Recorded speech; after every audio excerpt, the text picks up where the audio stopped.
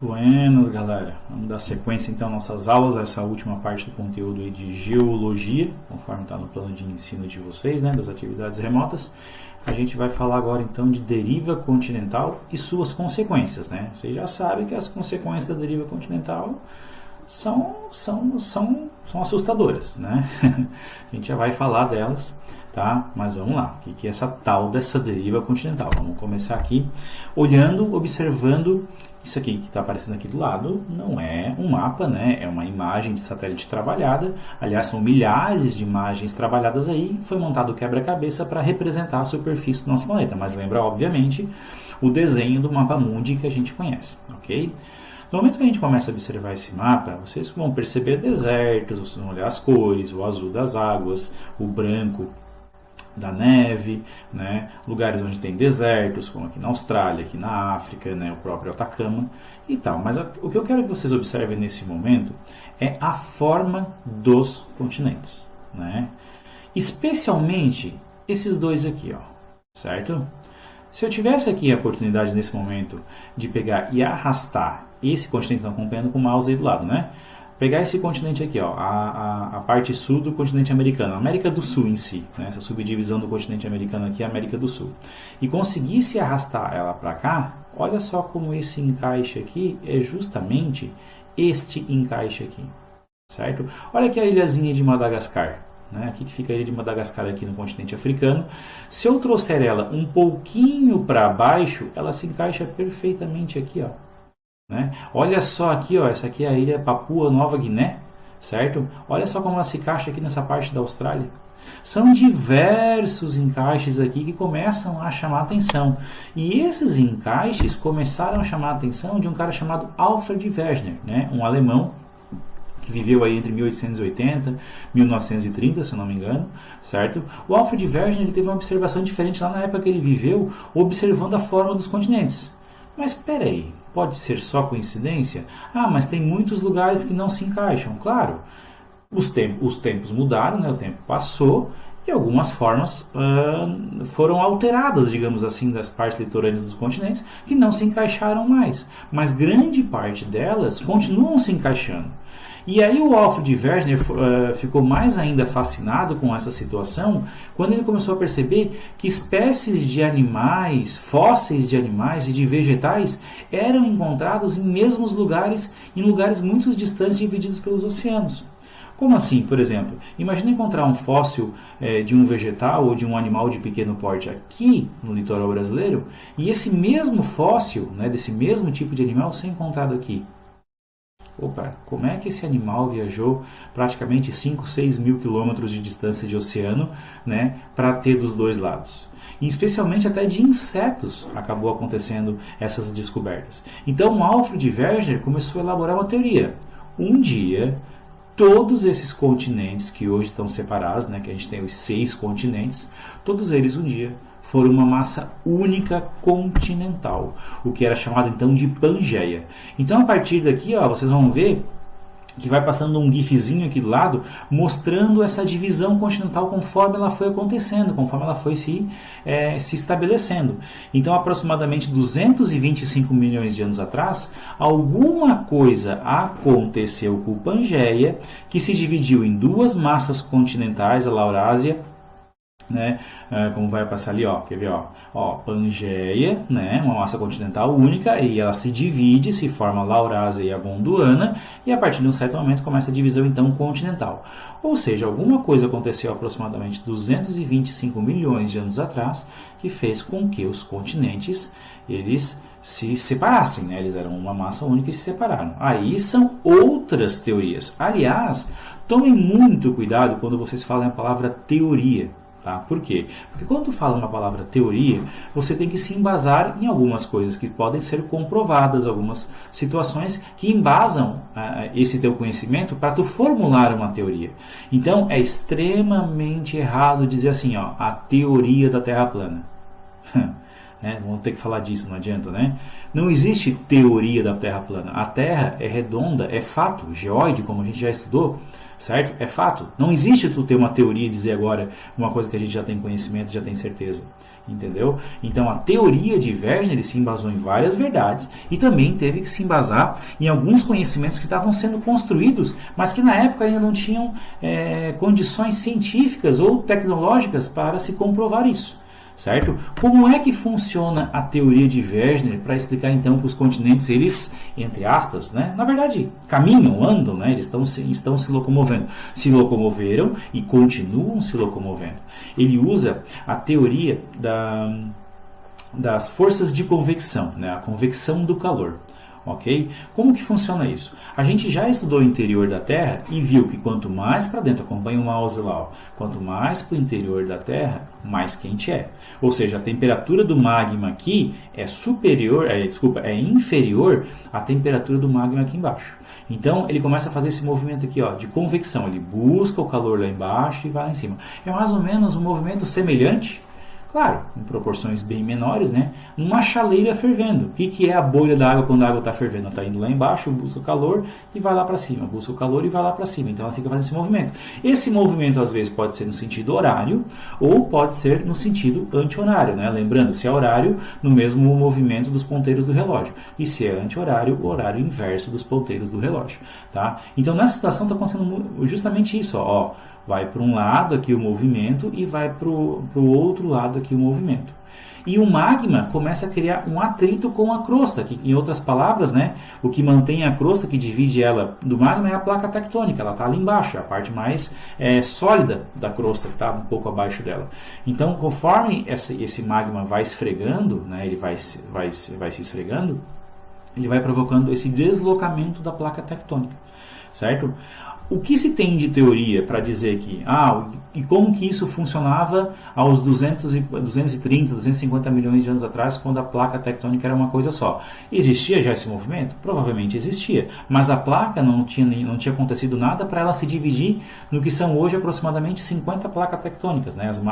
Existem 15 que são mais famosas por serem as maiores e outras menores, ok? Mas alguma coisa aconteceu que provavelmente pode ter sido o choque de um meteoro ou uma grande explosão interna dentro do manto da Terra, alguma coisa assim, que fez com que a placa se quebrasse e aí essas placas começassem a se locomover, tá? Então aqui a gente vê uma situação, né? Isso aqui é um GIF também que está mostrando o que aconteceria aqui, ó, né? Uma placa tectônica indo de encontro a outra, porém uma ela acaba entrando dentro do manto e conforme ela entra dentro do manto ela começa a derreter, ela forma mais magma, o que pode vir a provocar então uma cadeia de montanhas, um vulcão, alguma coisa assim. E esse GIF que aparece aqui do lado é tentando mostrar para vocês assim, a evidenciar melhor como é que funcionaria essas forças de convecção, né? Ó, aqui acontece o atrito, ó, o atrito do magma com a placa tectônica, que daí faz essa placa tectônica se movimentar. Quando eu falo em placa tectônica se movimentando, vocês têm que imaginar uma velocidade extremamente baixa. Tá?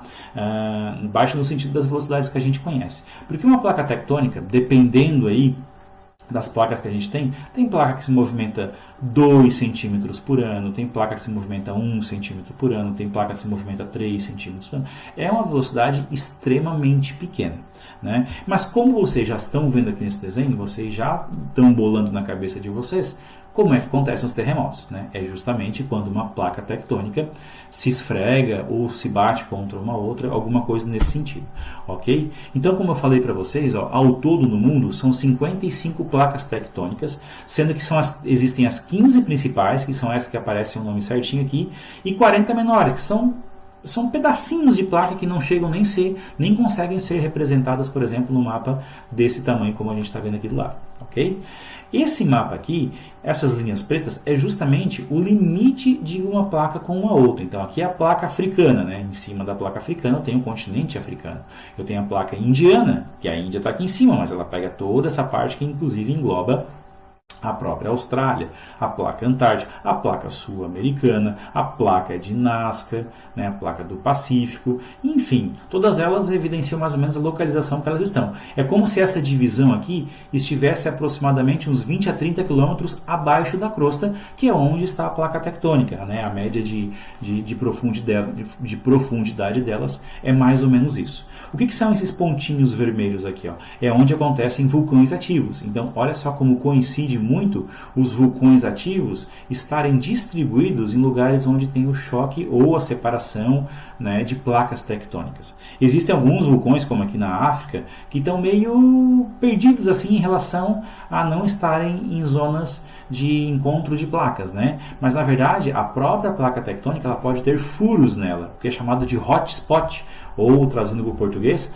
ponto quente, né? Ou seja, é um furo onde consegue passar o magma e aí formar um vulcão na superfície. Não necessariamente é o limite da placa, mas a placa existe uma rachadura, um furo nela que permite a passagem e formar um vulcão, digamos, em lugares fora do limite de placas, tá? Então aqui vocês veem, por exemplo, que eu chamo a atenção já aqui, ó, é para vocês prestarem atenção no território brasileiro, né? No território brasileiro aqui, ele está bem no meio aqui da placa sul-americana, né? Placas que estão próximas a gente, faz limite com a nossa placa, a placa de Nazca, que é responsável por formar a cadeia de montanha dos Andes, a gente já vai ver sobre isso, né? E a placa africana. Aliás, a placa africana, ela em relação às outras, ela é a única que estaria parada, digamos assim, e todas as outras estão em movimento constante, né? Como eu já falei para vocês, certo? Existem várias formas dessa placa se movimentar uma em relação às outras. Existem os limites de placas transformantes, divergentes e convergentes. Transformantes é quando uma placa se esfrega na outra,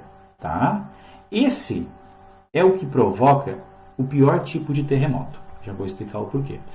Existe a placa divergente, que é quando elas estão se abrindo, né? E a passagem do magma entre elas é que provoca os tremores e tal, e aí tem o terremoto. E o limite convergente é quando as placas estão se chocando. Nesse caso aqui específico, que vocês estão vendo aqui, ó, uma placa está indo para baixo e outra placa está se dobrando e formando cadeia de montanhas, né? Ó, uma placa está indo para baixo e a outra está se dobrando e formando de cadeia de montanhas. Mas também existem limites de placas onde as duas placas se chocam e as duas vão para cima, né? E aí forma cadeias de montanhas também, só que por consequência, montanhas mais altas. Por que o limite transformante é o tipo de terremoto mais forte que pode acontecer? Porque existe um acúmulo de energia muito grande quando as placas se esfregam uma na outra. Estou imaginando, vou ver se a minha câmera aqui vai pegar, vocês vão pegar a minha mão aqui certinho, ó. Quando uma placa está indo para um lado e a outra está indo para o outro, elas estão se esfregando, elas estão armazenando força. Armazenando, chega um momento que dá o escapão. Certo? E aí é que vem aquela história do 3, 4 centímetros por ano. Tá, professor? É uma velocidade tão pequena, como é que pode provocar um tremor tão grande? Aí eu peço para vocês imaginar a seguinte situação. Duas motos pequenas batendo de frente a 10 km por hora. Duas motinhas, duas bizinhas, né? Os caras vêm ali, bate de frente. Vai morrer alguém? Não. Pode entortar um ar, alguma coisa assim, mas vai ser um acidente leve, 10 km por hora, né, uma velocidade muito pequena.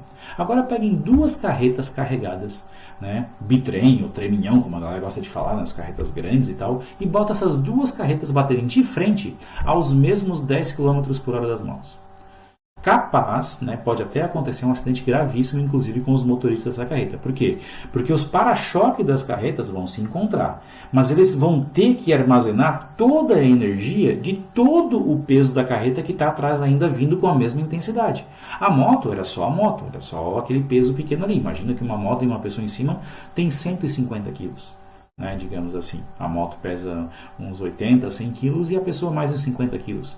Agora uma carreta que pode chegar aí a pesar 80 toneladas, 70 toneladas, uma contra a outra. Imagina então uma placa tectônica que carrega um continente em cima dela, né, que carrega um oceano em cima dela. Então, por menor que seja a velocidade, o impacto de uma placa com a outra, de esfregar uma com a outra, né, provoca alterações gigantescas, né? E essas vibrações desses choques são transmitidos para a superfície, o que provoca então os terremotos, certo? Aqui é aquela situação que eu queria explicar para vocês melhor, ó, de como uma placa vai para baixo, outra placa vai para cima e forma uma cadeia de montanhas, né? Aqui, ó, quando uma placa oceânica encontra uma placa continental, a placa oceânica entra em subducção e um cinturão de montanhas vulcânico é formado na margem da placa. E quando são duas placas continentais, é o que forma a cadeia de montanhas do Himalaia, que justamente são as cadeias de montanha mais altas que tem. Então elas se chocam, né, que é o que vocês estão vendo aqui. Ó. Essa imagem que vocês estão vendo aqui é o pico do Everest, que fica na cadeia de montanhas do Himalaia, que é o ponto mais alto do mundo. Né? 8.800 metros de altitude, ou seja, 8,8 quilômetros de altura em relação ao nível médio do mar. Beleza? Então, quer dizer que a cada tempo que passa o Everest fica mais alto? Sim. Cada ano que passa, 2, 3 anos, o Himalaia fica mais alto? Sim. A Cordilheira dos Andes, as montanhas dos Andes ficam mais altas? Sim. 1, 2 centímetros por ano? Mais ou menos isso também. Meio centímetro, depende tudo da movimentação e de como que vai interagir toda a superfície, a geologia daquele lugar. Porque a placa continua vindo, elas continuam se movimentando. O acidente, digamos assim, continua acontecendo numa velocidade muito pequena, porque a velocidade é muito pequena. Certo? E a cada vez que quebra uma rocha, que acontece uma rachadura, que acontece uma fricção, alguma coisa, nesse momento então vai acontecer o quê? A liberação da energia em forma de tremor, que é propriamente o terremoto. Certo? Então o terremoto ele acontece lá embaixo, a 30, 40 quilômetros de profundidade em relação à superfície, certo? E esse tremor então é sentido na superfície mesmo, ele ocorrendo numa profundidade tão grande. Os terremotos, vou chamar a atenção para vocês que isso pode vir a ser perguntado aí em Enem, em vestibulares e tal. Aumentou o terremoto por causa da poluição. Gente, os terremotos até hoje, né, futuramente provavelmente vai ser assim também, não adianta, não tem nada a ver com nenhuma ação humana. Né? Especialmente a gente está falando, claro, dos terremotos, os tremores de grande proporção, não é a explosão de uma dinamite, não é isso que eu estou falando dos terremotos de grande proporção, esses que atingem magnitudes muito grandes, não tem nenhuma relação com as atividades humanas, estão muito abaixo da Terra para nós termos influência. Então, essa é uma pegadinha dizer que atividades humanas estão provocando mais terremotos, tá? E, obviamente, o terremoto, ele também pode acontecer num lugar onde a superfície é mar. Só troca o nome. Ao invés de ser terremoto, vai ser maremoto. Ok? E aí vai ter aquela situação em que o maremoto vai provocar um tremor na água, e esse tremor na água, se for próximo a uma área litorânea, vai gerar um tsunami. Certo? Então existe uma diferença. Em alguns livros vocês podem encontrar que maremoto e tsunami são a mesma coisa. Tá? Mas já é quase de praxe dizer que os especialistas eles não gostam de dizer dessa forma, certo? Eles já estão dizendo, ó, o terremoto, claro, tremor na terra, o maremoto é o tremor no fundo do oceano que provoca a vibração na água, certo? E se essa vibração for próximo a um litoral, né, uma distância de 30, 40, 50, 60, 100 km, depende tudo da intensidade desse abalo, vai provocar uma onda de grande magnitude, uma onda de grande altura, de grande poder de destruição. Ok? Então, isso é a diferença entre maremoto e tsunami. Porque vocês imaginem, por exemplo, que lá no meio do oceano acontece um maremoto. Ok? Provoca uma vibração da água. Só que está muito no meio. Não existe energia o suficiente para essa vibração da água transformar uma onda próxima à superfície. Ou seja, aconteceu a onda? Não. Então, o maremoto é uma coisa e o tsunami é outra. Obviamente, os dois estão muito ligados entre si. Ok?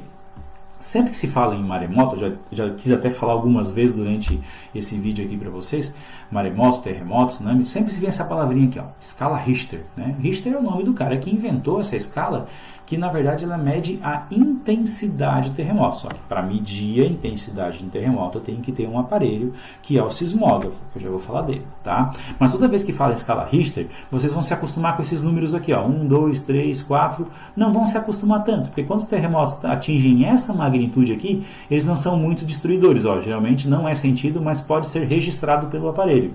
Né? Às vezes podemos, a partir, né, entre o 3, o 4 e o 5 ali, dependendo, pode ser sentido. Mas quando começa aqui o terremoto 6, 7, 8, 9, 10, 11, 12... Ué, a escala Richter passa de 10, professor? Passa, a escala de Richter passa de 10 facilmente.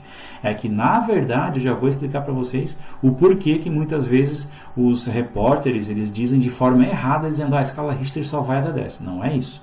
mas eu vou deixar essa pulguinha aí já para resolver já para vocês e explicar o porquê, tá? Mas sempre que fala em escalas acima de 7, 8, ou aquele que aconteceu no Japão em 2011, que gerou aquele tsunami gigantesco lá também, né? Vários mortos, uma destruição grande lá na ilha do Japão, o terremoto foi de 9,1, certo? Na escala Richter, um terremoto devastador, tá? Mas, por exemplo, já teve terremoto que se imagina que naquela época que ele aconteceu, não tinha um aparelho, não tinha tecnologia ainda para medir, mas se imagina terremotos aí que já aconteceram no mundo na casa dos 13, 14 graus na escala Richter. Como assim, professor? Passa de 10? Passa. Pode passar de 10 sim, tá? Pode ser muito destruidor. Porque um tremor, ele não pode ter um limite. Se tiver um choque de placa maior, vai ser mais tremor. Então, um de 10, aí vem um tremor mais forte, vai ser 10 também? Não, ele vai ser maior. O que acontece com a escala Richter, que se fala muito que ela vai até 10, é porque o sismógrafo, o aparelho que foi desenvolvido em especial, né, ele trabalha com a situação de registrar no máximo até 10.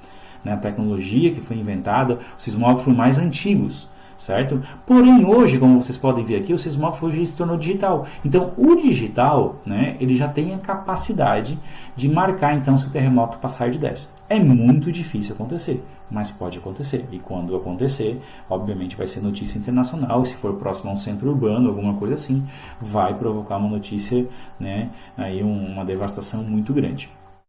Ok? Beleza? Eu vou falar agora para vocês de alguns casos específicos de terremotos. Ok? O caso do Japão, que chama muito atenção. O Japão tem muito. Por que o Japão tem muito terremoto? A gente, com o conhecimento que a gente construiu até agora, e vendo essa imagem aqui, vocês já conseguem saber o porquê que o Japão tem tanto problema com terremoto. É porque o Japão fica próximo ao encontro, ele está sobre, na verdade, ele está em cima do encontro de 3 placas, não é só uma, não é só 2, são 3 placas tectônicas. A placa do Pacífico, a placa das Filipinas e a placa euroasiana, que é a maior de todas, certo? Então aqui, ó, ele tem um ponto em comum, vários pontos em comum entre essas placas. Então essas placas elas estão se esfregando, estão se chocando uma contra a outra, né? Muitas vezes isso pode acontecer num lugar onde é oceano. A rocha vai passar a vibração para a ilha, né? Pelo contato que a rocha tem com a ilha, ou então vai passar essa vibração para o mar e acontecer na forma de um tsunami, que foi o que aconteceu em 2011. Primeiro eles sentiram um tremor de terra, né, que aconteceu, eu não lembro bem certo a distância agora, se é 30 ou 35 quilômetros do litoral do Japão. E depois de alguns minutinhos veio o alerta que o tsunami estava chegando, né, porque o tremor aconteceu lá no meio do lá no oceano, mas pela rocha chegou primeiro o tremor na ilha e depois é que veio a vibração da água em forma de tsunami, né? E assim, ó, gente, o Japão tem terremoto o tempo todo. Só que só vai virar notícia se o terremoto for de grande magnitude, né? Por que não é notícia os terremotos de 5, 6 até 7 na escala Richter? Por causa disso aqui, ó. Os caras já têm a tecnologia, né? Muitas construções já têm a tecnologia, como vocês podem ver bem aqui do meu ladinho aqui, ó, certo? De construir as grandes estruturas, casas, pontes, prédios, viadutos, enfim, colocar mola, amortecedor para absorver, né, essa vibração. E aí já não tem mais tanto estrago. E se não tem tanto estrago, não vira tanta notícia, né? Porque, enfim, a notícia ela acaba ganhando maior repercussão quando ela tem esse lado mais negativo da destruição e tal, né? Então, como vocês podem ver aqui na imagenzinha, como absorve o impacto, né? O caso da falha de San Andreas, que tem lá no estado da Califórnia, nos Estados Unidos, é que é uma zona de convergência de placas, na verdade, convergência não, onde elas estão se esfregando uma na outra. E essa situação de uma placa que está se esfregando uma na outra, ela se evidencia na superfície, certo? Se espera ainda um terremoto de grande magnitude na falha de San Andreas, que vai atingir principalmente essas cidades aqui muito famosas. A gente tem nesse caminho aqui, especialmente a cidade de Los Angeles, a cidade de São Francisco, onde tem aquela Golden Gate, né, aquela ponte bonita lá que aparece em vários filmes, e que é destruída em vários filmes também, né? Mas ela continua lá. Ela até foi feita para suportar um terremoto de até 9 pontos na escala Richter, 9 graus na escala Richter. Mas a falha de San Andreas pode provocar um terremoto mais forte do que 10, certo? Porque faz muito tempo que eles estão esperando esse terremoto. Aconteceu uma vez, na verdade, em 1860, se eu não me engano, certo? E está aguardando ainda muito tempo para acontecer um terremoto novo, né? Meio difícil de prever quando ele vai acontecer, mas ele vai acontecer, ok? E no caso do Brasil, né? Quando se fala em terremoto no Brasil, se fala... Assim, ó, gente, vou falar com bastante calma agora para vocês, tá? Quando se fala em terremoto no Brasil, se fala uma frase clássica. O Brasil nunca vai ter terremoto. Ah, porque no Brasil nunca vai ter terremoto. A palavra nunca é muito forte. A palavra nunca tu pode usar, por exemplo, para dizer assim, o Palmeiras nunca ganhou um Mundial. Tudo bem, tá? Isso aí pode usar. Mas é assim, ó, o Brasil nunca vai ter, já está errado, porque o Brasil já teve. E o Brasil continua tendo. Esse mapa que vocês veem aqui do lado aqui, ó, ele mostra os tremores de magnitude superior a 3,5. Por menor que seja, são terremotos. Tá? Já teve terremoto até na casa de 5 graus na escala Richter aqui no Brasil, aqui no Rio Grande do Norte. É um terremoto que aconteceu em 1886. Certo? E atingiu essa magnitude. A gente sabe a explicação, agora com o que a gente construiu de conhecimento, do porquê que o Brasil não tem terremotos de grande magnitude. Né? Porque o Brasil está no meio da placa. É como se naquele acidente da carreta, do exemplo que eu dei para vocês ali no começo, a gente estivesse no meio da carreta, então a gente não sofre nada. O problema é quem está nas bordas da placa. Né? Quem está nas bordas, então aqui ó, o Chile, o Peru, estão nas bordas das placas, então eles têm terremotos constantes. Nós aqui no meio, dificilmente sente alguma vibração.